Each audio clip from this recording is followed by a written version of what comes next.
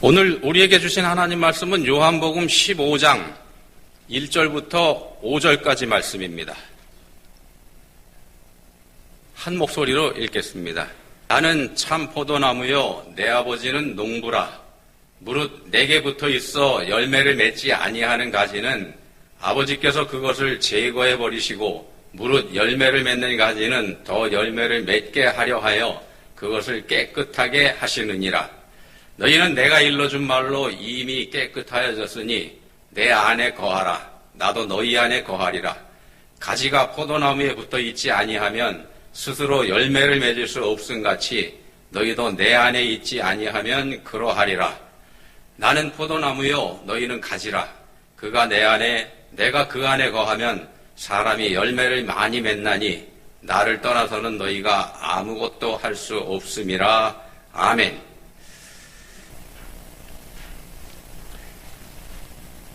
우리가 위대한 믿음의 사람으로 꼽는 다윗, 그 다윗의 생애를 이렇게 보면은요, 크게 세 부분으로 나눠서 볼 수가 있습니다. 그 중에 첫 번째 부분은 뭐냐면 믿음의 생활을 했던 시기, 믿음의 생활이라고 정의할 수 있는 그런 시기가 있습니다. 이때 다윗의 삶이 어땠는지 사무엘상 17장 45절 말씀이 한마디로 풀이한다고 볼 수 있는데 이렇게 말씀합니다. 사무엘상 17장 45절. 너는 칼과 창과 단창으로 내게 나아오거니와 나는 만군의 여호와의 이름 곧 네가 모욕하는 이스라엘 군대의 하나님의 이름으로 내게 나아가노라. 자, 소년 다윗이 기골이 장대한 골리앗, 그 골리앗을 향해서 당당하게 외쳤던 믿음의 고백이지 않습니까? 믿음의 고백입니다. 자, 이 믿음으로 다윗은 나라를 구했고 위대한 믿음의 사람으로서의 첫 발을 내딛는 그런 삶을 시작하게 됩니다. 그리고 그의 믿음은 이렇게 시작한 믿음은 사무엘상 26장 9절에 가서 보면은요, 이런 고백을 통해서 그 믿음의 질이 어땠는지 그걸 알게 합니다. 사무엘상 26장 9절입니다. 죽이지 말라. 누구든지 손을 들어 여호와의 기름 부음 받은 자를 치면 죄가 없겠느냐. 자기를 죽이려고 혈안이 돼서 쫓아오고 있는 사울, 그 사울에게 쫓겨 도망을 가던 그 다윗의 손 안에 사울의 생명이 들어오지 않습니까? 얼마든지 죽일 수 있는 기회가 됐습니다만 다윗은 그 사울에게 손을 대지 않습니다. 손 대지 말라고 명령을 하는 거죠. 사울이 하나님께서 기름 부어 세우신 사람이었기 때문에 그렇습니다. 하나님께서 세우신 사람이니까 내가 손댈 수 없다. 이런 해석을 하는 겁니다. 사울이 그때는 이미 하나님께서 버리신 사람, 하나님께 버림받은 상태에 있는 사실이라는 거 다윗이 알고 있습니다. 그럼에도 불구하고 다윗은 그 사울에게 손을 대지 않습니다. 다윗이 하나님을 경외하고 또 하나님을 얼마나 두려워할 줄 아는지 아는 사람이라는 걸 이 장면에서 분명하게 우리가 알아볼 수 있습니다. 자, 그런 다윗을 가리켜서 성경은 하나님 마음에 맞는 사람 이렇게 평가를 합니다. 하나님 마음에 맞는 사람. 이게 첫 번째 다윗의 생애고요. 두 번째 다윗의 생애는 범죄한 생활을 한 시기입니다. 생명을 바쳐 자신한테 충성하고 있는 부하 우리야, 그 우리야를 죽여버리고 그의 아내를 가로채는 범죄를 저지르지 않습니까? 모든 범죄가 그런 뜻이 이때 다윗은 자신이 항상 따르면서 섬겼던 그 하나님을 잊어버리고 맙니다. 잊어버렸다 이렇게 말씀드리는데 더 정확하게 말씀드리면 그 하나님을 무시한 겁니다. 무시해버렸습니다. 그리고 죄를 진 거죠. 그래서 하나님도 그때 다윗에게 이런 지적을 하십니다. 사무엘하 12장 10절. 이제 내가 나를 업신여기고 햇사람 우리아의 아내를 빼앗아 내 아내로 삼았은즉 나를 업신여겼다 이렇게 말씀합니다. 하나님 마음에 합한 사람이 하나님 업신여기는 자로 떨어져 버린 그런 겁니다. 잠깐입니다. 순간입니다. 겸손한 자가 교만에 덫에 걸리는 거 이것도 잠깐이고 믿음의 사람이 사탄의 하수인이 되는 거 이것도 잠깐 사이에 그렇게 됩니다. 예를 들면 베드로가 그거 잘 보여주죠. 베드로가 이렇게 고백을 합니다. 주는 그리스도시요 살아계신 하나님의 아들이십니다. 이 고백을 했을 때 예수님이 그 고백을 듣고 이렇게 칭찬하십니다. 요나의 아들 시몬아 네가 복이 있도다. 그렇게 칭찬받은 근데 바로 그 자리에서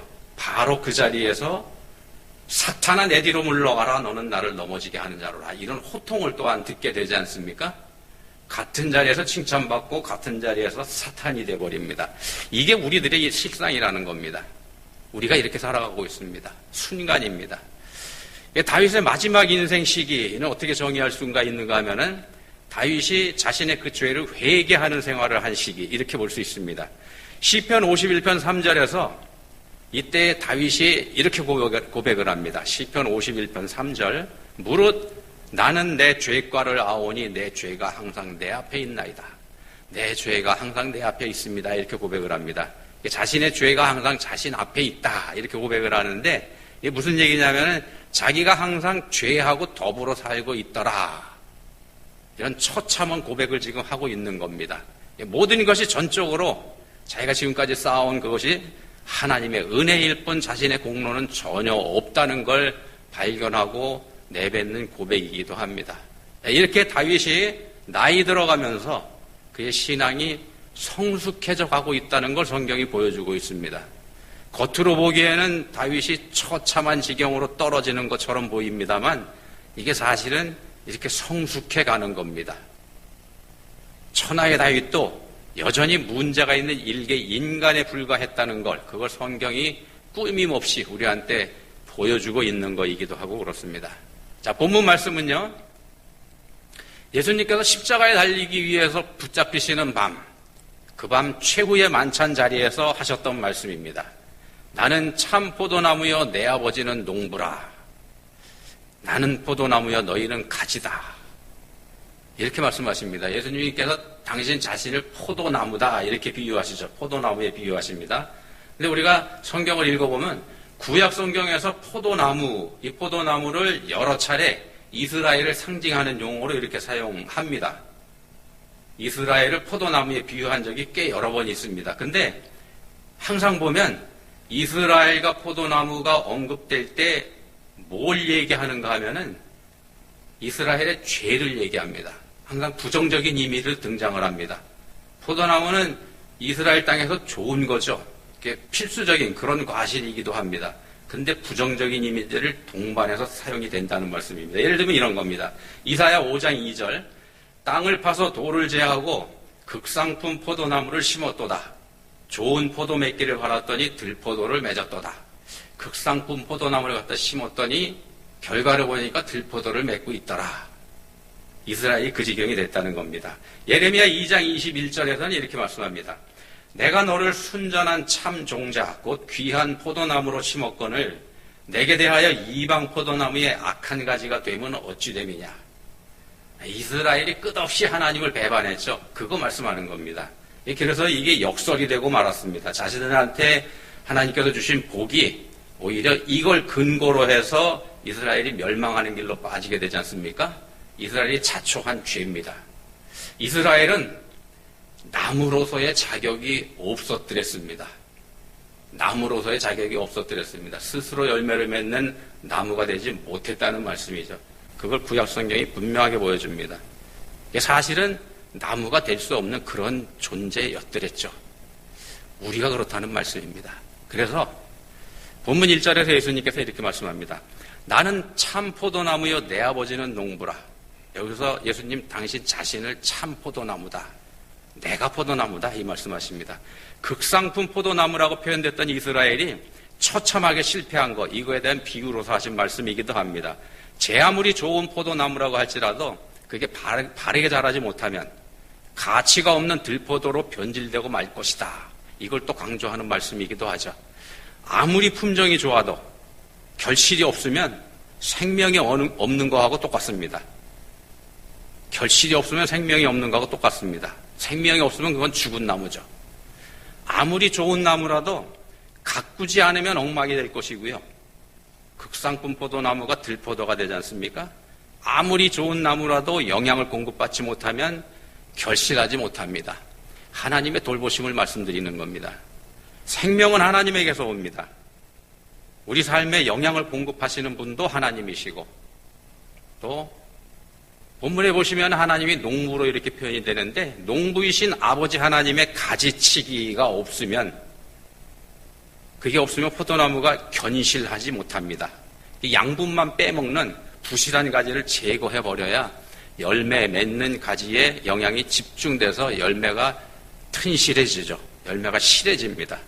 자, 농부이신 아버지의 돌보심을 본문에서는 가지치기 하는 걸로 이렇게 표현합니다. 가지치기 하는 것. 가지치기 하는 건 그리스도인이 이 세상에서 살아가면서 필연적으로 겪게 되는 환난, 어려움 이런 걸 뜻하기도 합니다. 그리스도인의 삶에서 환난, 필수라는 말씀도 됩니다. 물론 해당되지 않는 사람을 쳐내는 그런 것도 포함이 됩니다만 여기서 말씀하는 건 그리스도인의 삶에서 쳐내는 겁니다. 환난, 그리스도인의 삶에서 없을 수가 없습니다. 왜 그러냐? 우리한테 죄가 있기 때문에. 어린 다윗이 믿음으로 힘차게 출발했어도 결국 죄의 유혹에 나가 떨어지지 않습니까? 그게 분명하게 그걸 보여주는 겁니다.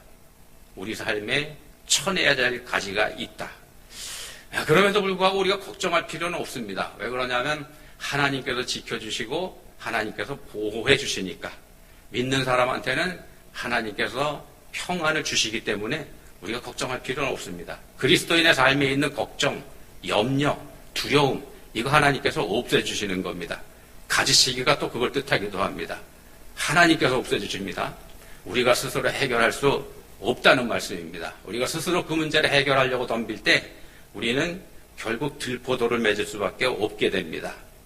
어떻게 그럼 해야 되는가? 어떻게 해야 그러면 하나님의 가지치기에 우리가 매달릴 수 있는가? 예수님께서 그 방법으로 내 안에 거하라 이렇게 말씀하셔서 내 안에 거하라. 오늘 말씀 제목입니다. 본문 4절에서 말씀합니다. 내 안에 거하라 나도 너희 안에 거하리라. 라틴어 문화권에서는요, 라틴 문화권에서는 사람의 한계, 자기 자신의 한계를 잊지 말고 살라는 교훈을 주는 표현이 세 가지가 있는데 이런 것들입니다. 첫 번째가 어떤 거냐면은 아모르 파티라고 하는 김연자가 부른 노래 제목이기도 하죠. 무슨 뜻인가 하면 내 운명을 사랑하라 그런 뜻입니다. 뜻을 보면 너한테 극복할 수 없는 한계가 있다는 거 받아들이고 내 운명을 사랑하라 그런 뜻이 됩니다. 두 번째는요. 까르페 디엠이라는 표현입니다. 까르페 디엠 무슨 뜻인가 하면 오늘을 잘 살아라 그런 뜻입니다. 내일은 네가 알 수 없는 영역이라는 겁니다. 그러니까 거기에 매달리지 말고 오늘에 충실하게 살아라. 이게 까르페 디엠입니다. 그리고 세 번째 마지막이 메멘토 모리라는 말입니다. 메멘토 모리 무슨 뜻인가 하면 그날을 기억하라. 죽음을 기억하면서 살아라. 그런 뜻입니다. 인생은 스스로 극복할 수 없는 한계를 가진 존재라는 뜻을 담은 말들입니다. 제 아무리 잘난 사람이라고 할지라도 자신의 한계 넘어설 수 없습니다. 잘난 사람이든지 못난 사람이든지 죽음 앞에서는 평등합니다. 다 똑같습니다.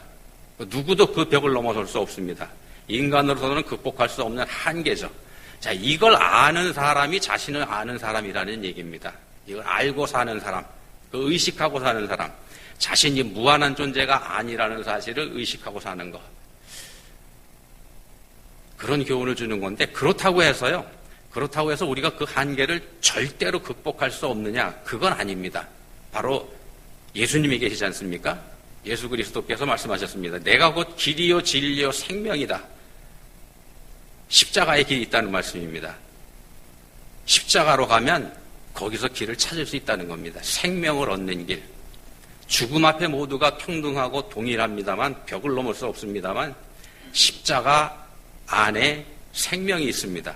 본문에서 내 안에 거하라는 말씀이 바로 그걸 말씀하는 것이기도 합니다. 거하라, 산다는 말씀이죠. 살아라 그런 뜻이기도 합니다. 예수님 안에 사는 것, 예수님과 더불어 사는 것, 예수님 말씀 따라서 사는 것, 그걸 말하는 것이기도 합니다. 본문 3절에서 말씀합니다. 너희는 내가 일러준 말로 이미 깨끗하여졌으니 내가 일러준 말로 깨끗해졌다. 이미 깨끗해졌다. 예수님 말씀을 들은 제자들은 지금 제자들한테 말씀하고 계신 거지 않습니까? 그 제자들이 이미 깨끗해졌다 이렇게 말씀합니다. 이 제자들은 지난 3년 동안 예수님하고 동고동락했던 사람들입니다. 예수님 말씀을 계속해서 들어왔던 사람들이죠. 그렇게 듣는 것만으로도 이 사람들 이미 깨끗해졌다 이렇게 말씀합니다. 말씀을 듣기만 해도 깨끗해집니다. 말씀을 듣기만 해도 깨끗합니다. 듣는 게 중요하다는 말씀입니다. 듣고 우리가 이제 깨닫고 그렇게 나가야지 되는데 그건 또 다른 차원입니다. 중요한 건 듣는 겁니다. 듣는 게 먼저입니다. 근데 본문이 요한복음 15장입니다. 요한복음 15장 1절부터 5절까지 우리가 읽었습니다만 예수님의 제자 중에는 가룟 유다가 포함되어 있죠. 본문에서 그 가룟 유다가 이 자리에 있을까요? 없을까요? 본문이 15장입니다만 그 가룟 유다는 13장에서 이미 예수님 버리고 떠나가 버렸습니다. 13장 30절에서 의미 있는 말씀을 하죠. 유다가 그 조각을 받고 곧 나가니 밤이로라. 예수님을 버리고 떠나버린 가룟 유다가 향한 곳 어둠입니다. 사탄의 세력 안으로 들어가 버렸다는 걸 성경에서 이렇게 표현을 합니다. 앞에서 예수님께서는 이 가룟 유다에게 이런 말씀을 하셨더랬습니다. 떠나기 직전에 예수께서 유다에게 이르시되 네가 하는 일을 속히 하라. 내가 하는 일을 속히 하라. 내가 하는 일이라고 하셨죠. 네가 생각하고 네가 계획하는 일 그거 해라.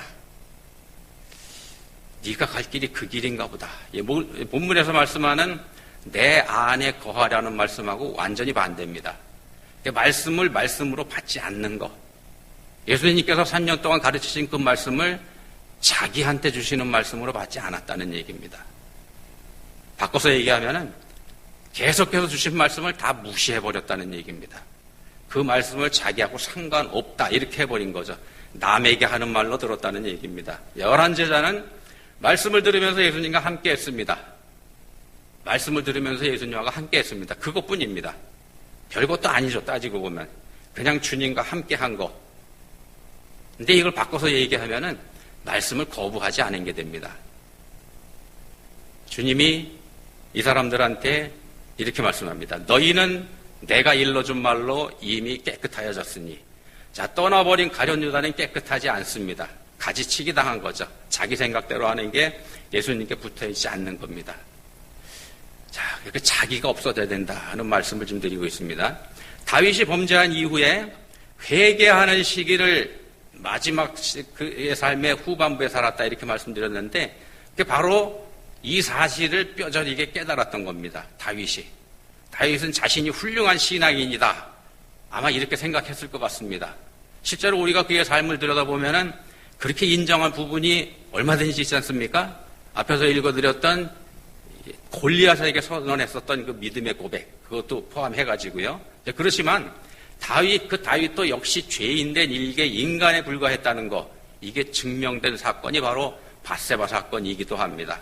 이 사건을 통해서 다시 다윗은 자기 자신의 추한 모습을 적나라하게 들여다보게 됩니다. 그래서 어떻게 하는가? 자기 자신의 추함을 적나라하게 들여다봤을 때 회개하는 자리로 내려앉습니다. 내려앉았기 때문에 오늘날 우리가 아는 믿음의 영웅 다윗이 존재하게 된 겁니다.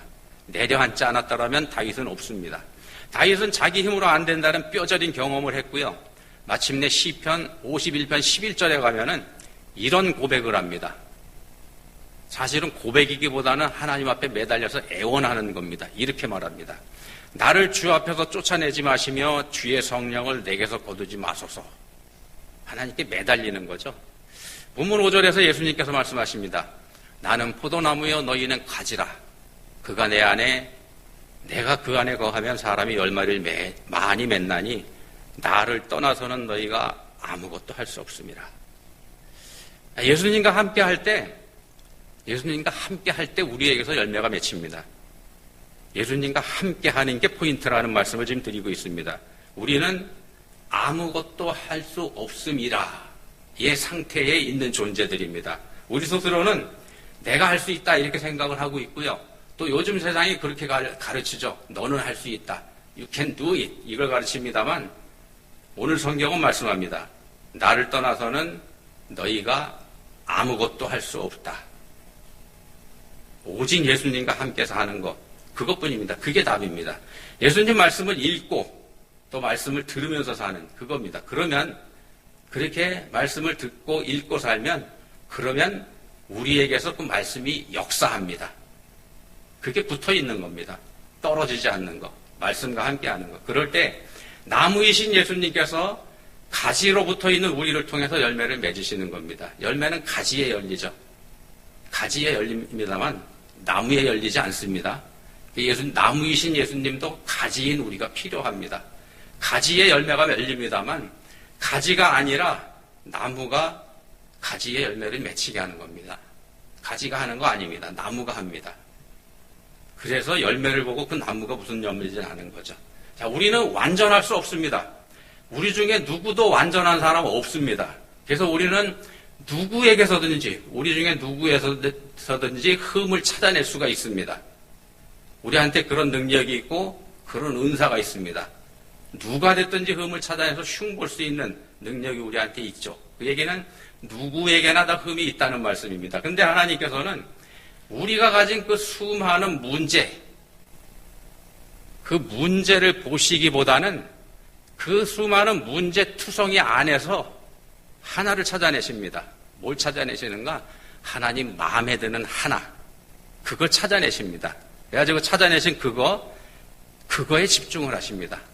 우리는 상대방을 보고서, 다른 사람을 보고서 그 사람한테 잘못된 거, 얼마든지 찾아낼 수 있는 잘못된 거 보고 거기에 집중합니다만 하나님은 우리 안에서 정말 찾아내기 어려운 단 한 가지를 찾아서 그거에 집중하시는데 하나님 마음에 드는 부분입니다.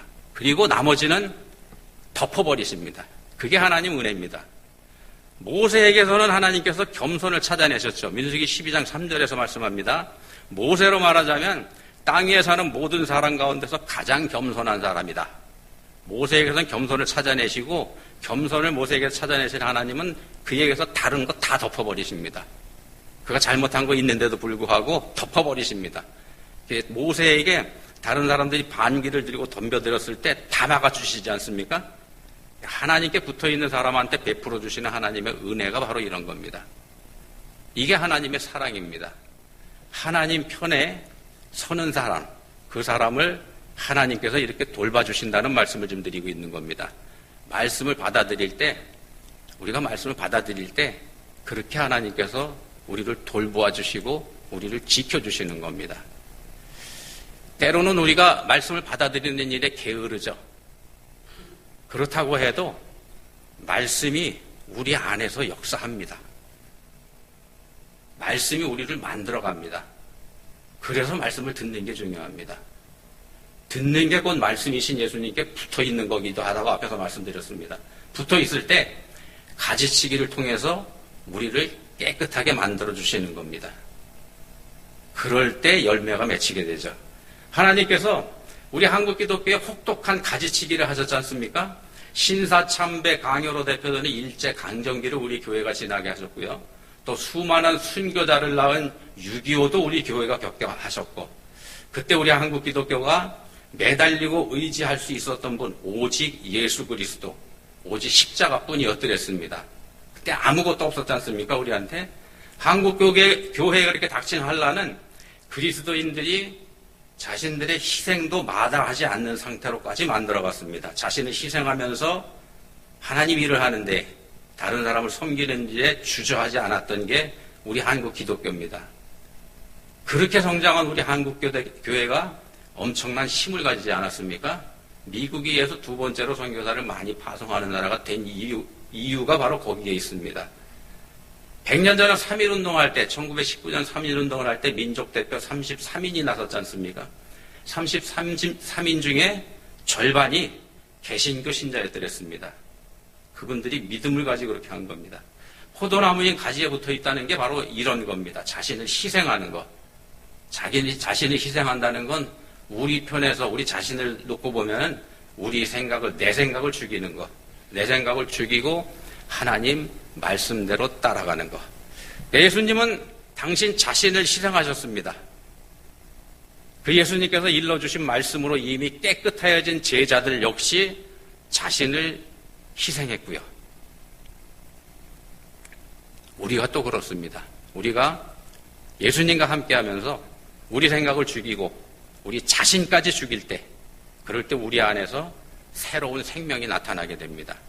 항상 말씀을 읽고 항상 말씀을 듣고 그렇게 살면, 그 말씀을, 자신에게 주시는 말씀을 받아들이면서 그렇게 살면 참 포도나무인 예수님께서 예수님께 달라붙어 있는 가지가 되는 겁니다. 그렇게 달라붙어 있는 가지인 우리에게 열매를 주렁주렁 달아주실 겁니다. 기도하시겠습니다. 하나님 아버지, 그저 잠깐에 불과한 이 세상을 바라보다가 영원하신 하나님 보지 못하는 어리석음에 빠지지 않게 해주시기 원합니다. 항상 말씀과 함께하는 삶을 살게 해주시기 원합니다. 늘 들으며 살게 해주시기 원합니다. 저희 각자에게 주시는 하나님의 말씀 듣게 해주시기 원합니다. 그렇게 말씀에 붙어 살게 해주시기 원합니다. 예수님 이름으로 기도합니다. 아멘.